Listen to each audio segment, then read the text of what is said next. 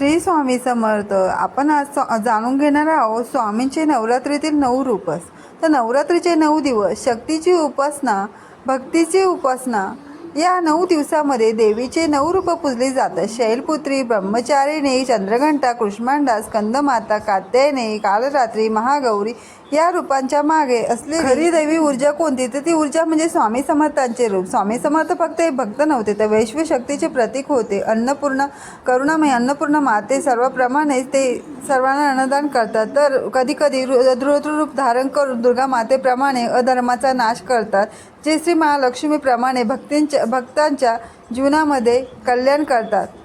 तसेच स्वामी समर्थ म्हणतात, भक्ती करा, श्रद्धा ठेवा, बाकी सर्व मी पाहून गेले. म्हणून नवरात्रीचे 9 दिवस आपल्याला स्मरण करून देतं की स्वामी म्हणजेच आदिशक्ती. त्यांच्यातच आपल्याला नवरात्रीचे 9 देवींची रूपही दिसतात. स्वामी समर्थ म्हणतात, भक्ती करा, श्रद्धा ठेवा, बाकी सर्व मी सांभाळतो. म्हणूनच नवरात्रीत आपण देवीला जेव्हा नमन करतो तेव्हा प्रत्यक्षात आपण स्वामी समर्थांच्या कृपाशक्तीला वंदन करतो. चला त्यांच्या चरणावर मस्तक ठेवू, प्रार्थना करूया. श्री स्वामी समर्थ. जय जय स्वामी समर्थ. चला, व्हिडिओ आवडल्यास चॅनलला लाईक, शेअर, सबस्क्राईब करून ठेवा. मी तुमच्यासोबत स्वामींची असेच मला जितकी माहिती आहे तितकी पोहोचवण्याचा प्रयत्न करेल. श्री स्वामी समर्थ. जय जय स्वामी समर्थ.